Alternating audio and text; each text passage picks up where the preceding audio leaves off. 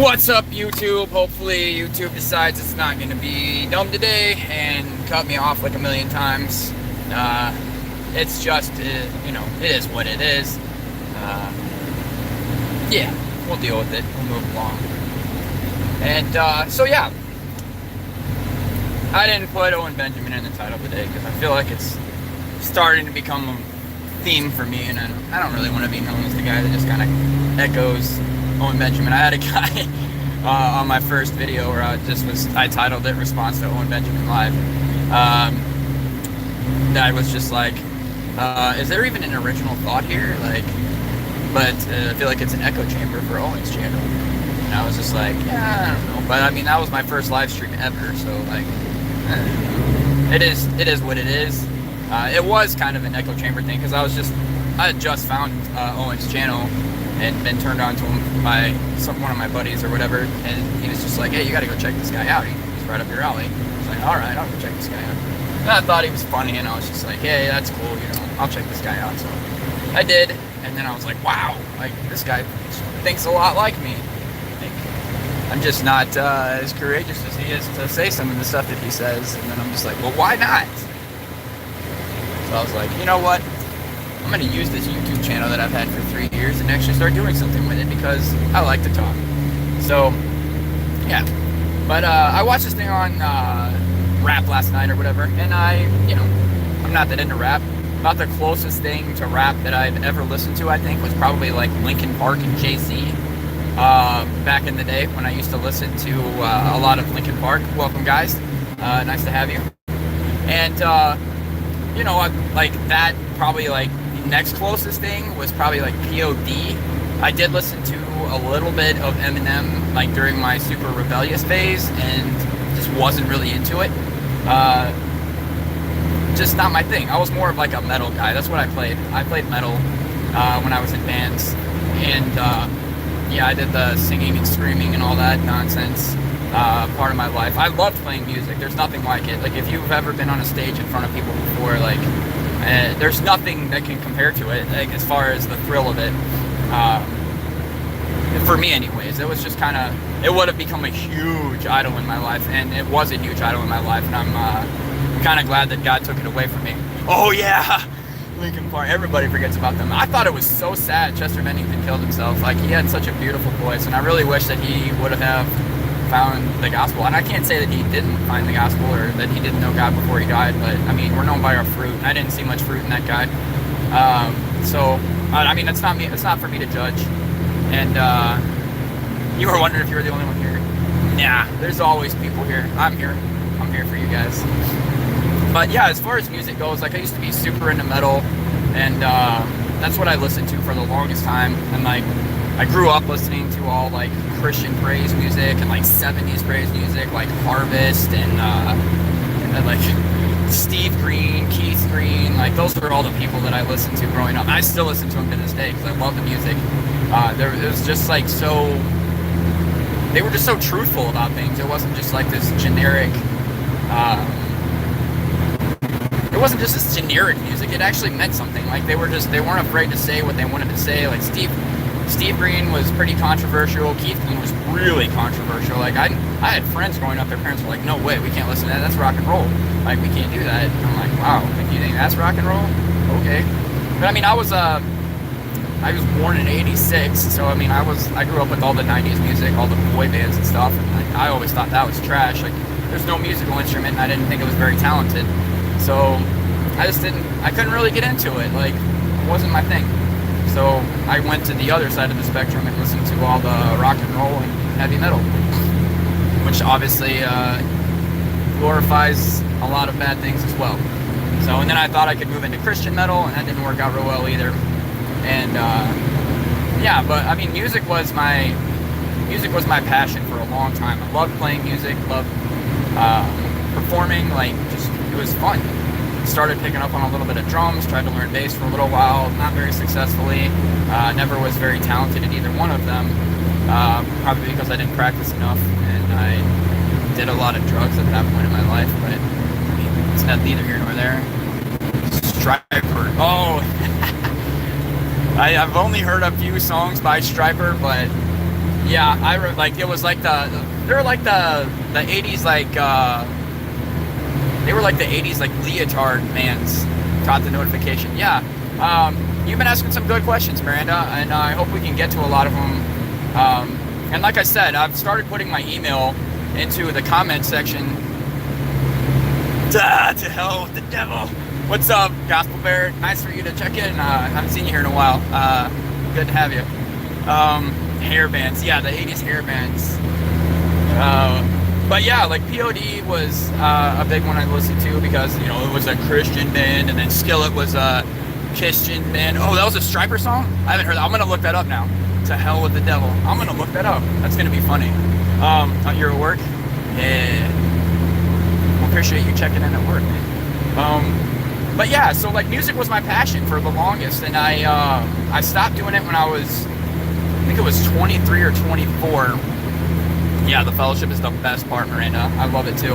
And like I've been praying for a long time. I'm so derailed today, and I'm reading your comments as I'm driving, which is probably highly illegal or something. I don't know, but yeah, I mean, I've been praying for a long time to have some fellowship and people that I can just bounce ideas off of, and like the stuff that I'm researching and praying about and learning. And it's just like, you know, I don't want an echo chamber. I want people that are going to disagree with me. I want people that are going to challenge me. I want people that are going to challenge me to stretch the way I think.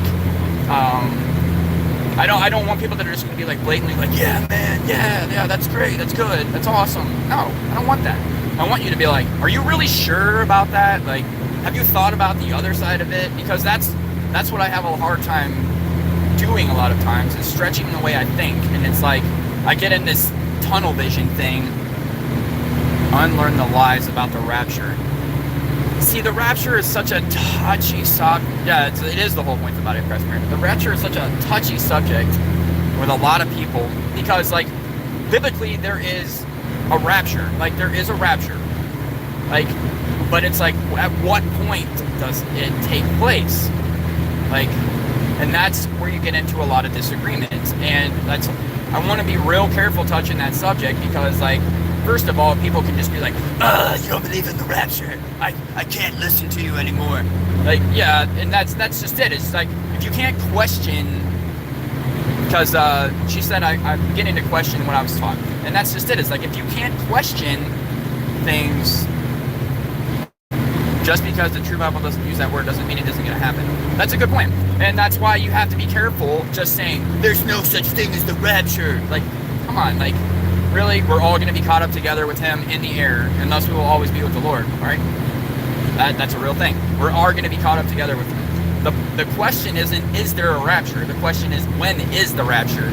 Like, does God take you out before the tribulation, during the tribulation, at the end of the tribulation, before the wrath? Like, there's so many different viewpoints, and like, my thought process is that it's more towards the wrath end of the tribulation, but I'm not going to say that's definitive, because I haven't spent a ton of time looking into it. Like the Tim LaHaye rapture scenario, nah, not buying it.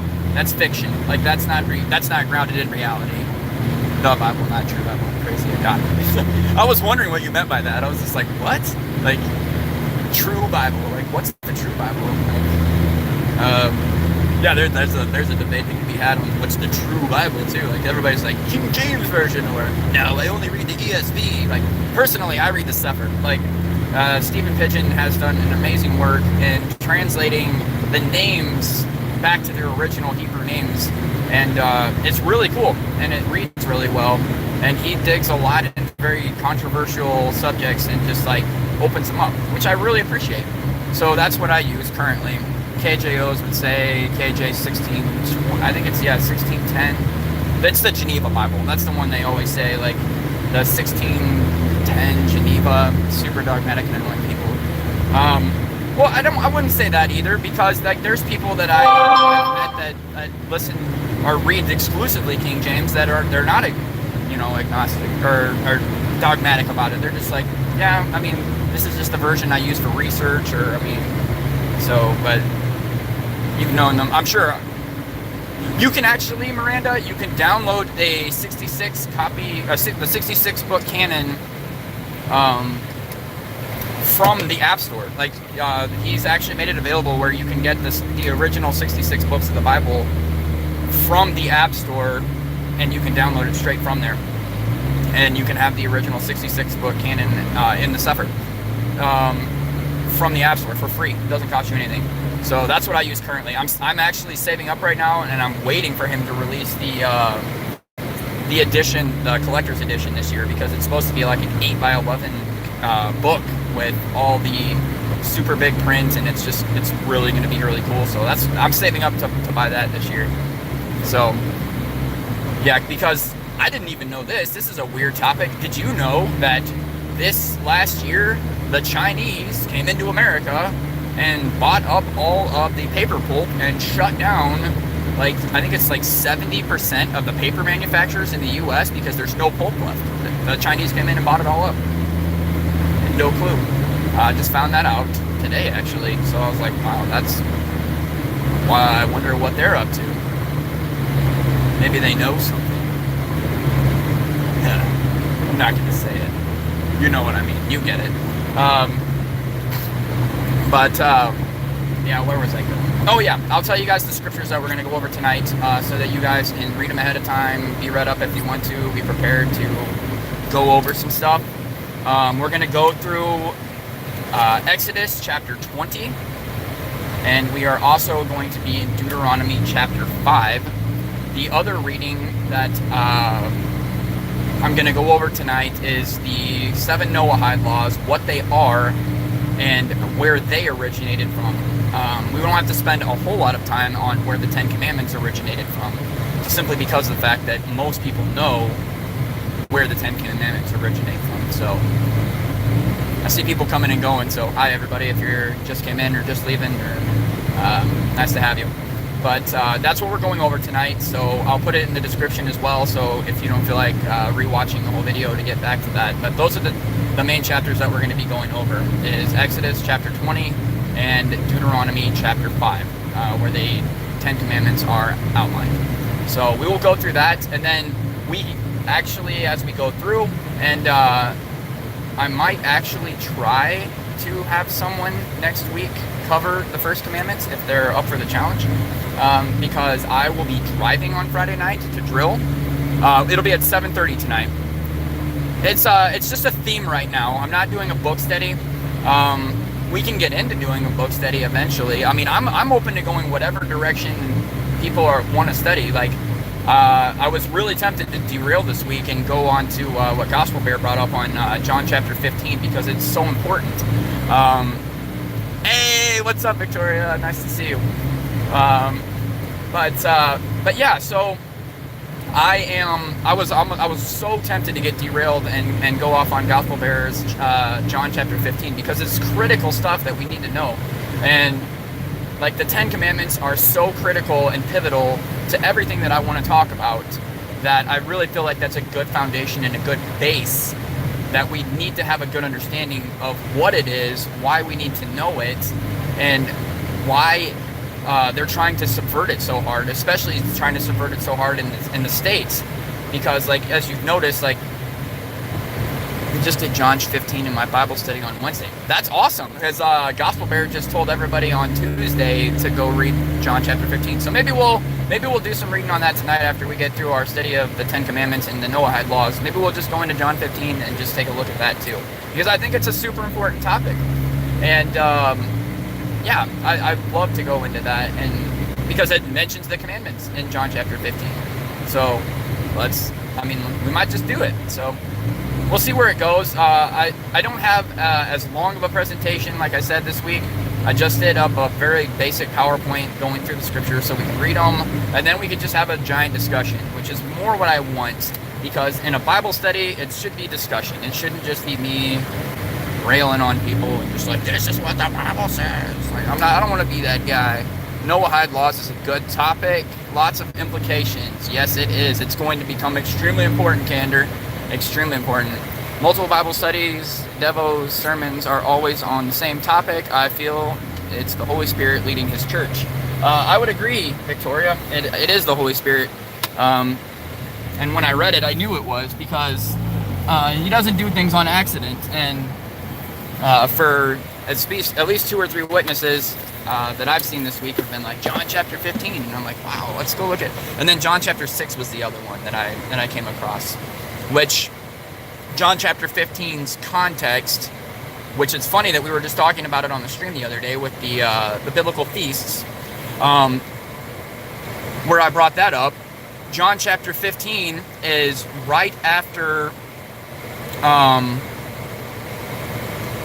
Let's see, it'd be chapter 13 is where you get the context for it, because it is Jesus sitting down at the Last Supper with his disciples, and this is the conversation that he's having with them at the Last Supper before he's arrested. So this is like the last conversation that he sits down and has with his disciples before he's taken away and crucified.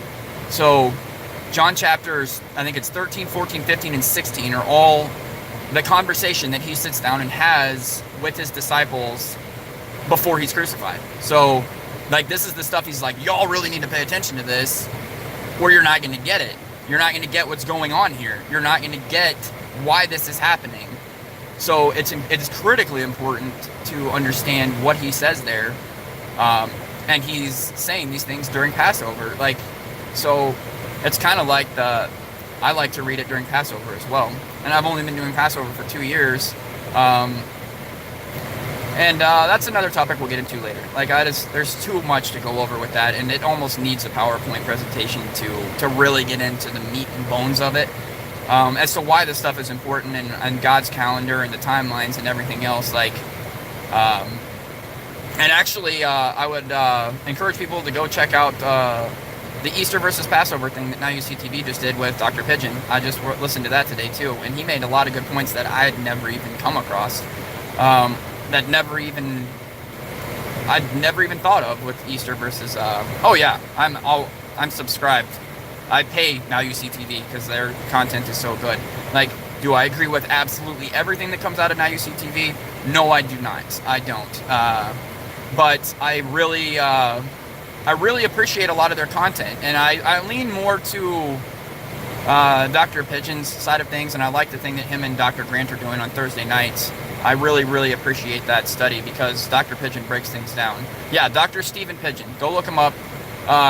He is amazing at breaking down, like, he's PhD level intelligent. Like, this dude is incredibly smart, understands, speaks Hebrew really well, which is something I really appreciate about Gospel Bear too, man. Like, I see you have a pretty good grasp on Hebrew as well, or you have a pretty good grasp on memorizing Hebrew. I'm not sure which, but yeah, I'm trying, and I struggle with it. Like, my brain does not. Skiba got you into Now You See TV. Yep, that's what happened to me too. So don't feel bad or feel good, because Skiba's got a lot of good stuff too. And Marzulli, I used to listen to a lot of Marzulli as well, and yeah, I try to narrow. I try to be a really good judge of people and their intent on what they're teaching.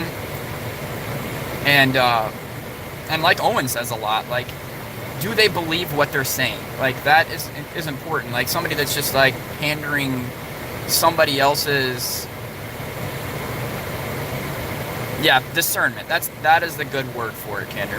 And Miranda, that's the part of Now You See TV that, like, they get into too much of the dark stuff. Like, and I understand that the dark stuff needs to be brought into the light and exposed, but, like, it's just so repetitive, especially on the Midnight Ride. Like, focus on something enlightening for once. Like, and sometimes I don't even watch them because I'm just like, I can't. Like, this stuff just brings me in such a dark place, like with the whole abortion and, like, the death and the satanicness and the New World Order. And, like, I get that. But come on, like, we're supposed to be building each other up and encouraging one another as well. And I get that we're not supposed to fear this stuff, but there's an aspect to it. If you put it too much in your brain, like, it's what you focus on. And I don't like focusing on that stuff 24/7. I like to pray about it. I like Marty Leeds. Send me put it in the comments or on it, or, you know, something like that, or I'll forget, because if it happens during the stream I won't see it. So just leave me a comment and I will definitely look it up. But Marty Leeds, I'll look it up. And again, if I've said I was going to address something in the past and I don't get to it, it's because I forgot about it and my time is kind of limited. And I've made time for this stuff, and my wife's okay with it. And I'm glad, because we're busy people and we have 4 children, and our lives are chaos. But I'll definitely look into stuff, because like on Saturdays when I take Sabbath, fixing your eyes on Jesus, 12:12, Hebrews 12:12. Thank you, Candor. Yeah, fix your eyes on Jesus, like the author and finisher of our faith. Is that the verse? That's probably Paul, running the race towards Jesus. Is probably what I'm thinking of. Yeah. So, but yeah, keep your eyes focused on Him, and that's what I try, like, to renew my mind. Like John Founders talks about renewing your mind all the time, which is a good thing to look at, and it's a good thing to do. And if you're constantly focused on negative and evil, like, it's really hard to focus on Jesus. So it's like, yeah, I want to think about those things, I want to pray about those things, but I don't want it to be something that I dwell on constantly, because then I'm in this dark place where I'm just like, I'm waiting for demons to come to my house and like attack me. And I'm like, no, like, I have angels guarding around my house 24/7 because I'm doing the things that God tells me to do. Like, I don't need to worry about those dark forces. They're going to try to attack me, but they don't have any victory over me. Like, they don't have any power. They don't have any presence. They can't be here, And it sounds crazy and it sounds hokey, but I'm the type of person, I see this stuff, like, and I've seen demons in my life. I've seen real physical manifestations of demons in my life, and they terrified me at one point. And now I'm just like, bring it on. Like, you can't touch me. Like, I have Jesus, and you are powerless. Like, you're weak, and you've already lost. Like, get away from me. You don't have any power here, and you don't belong here. Like, get out of my house. And we had a situation. I'll tell a quick story before I leave. Like, me and my buddy. Yes, exactly. It's a consent thing, and that's demonism and demon possession. Is a lot of that is because they've been invited in, and you've let them in some way. But all it takes is one little foothold. All it takes is that one foothold. So me and my buddy, when I was like 15, we are sitting on his couch in his apartment, and we're just talking and having a good time or whatever. And then all of a sudden, like, I get this weird feeling, and I'm like, man, something's weird, something's off. And he's like, yeah, man, I feel it too. There's like this weird, dark, cold presence or whatever. And so he looks up, and he sees this face, like, looking in the window, and it's like this crazy, like, black-eyed thing just like staring in his window. And he just like got angry, and he's like, what in the world? Because he instantly recognized it for what it was. Like, he is like, my best friends growing up are pastors' children, so he instantly recognized it for what it was, and he's like, instantly got angry. He's like, you can't be here. Like, this is a house of God. Like, you don't have any authority here. Leave. And like, instantly, like, the feeling was gone, the oppressiveness was gone, and the cold was just like gone. And it was just like, he just kind of looked at me, and I looked at him, and he's just like, what was that about? And I'm like, I don't know, man. Like, it was just the weirdest thing ever. But his response to it was so quick. Like, he didn't even question it. He just was like, no, you can't be here. Like, this is a house of God. Like, you don't have any authority here. Leave.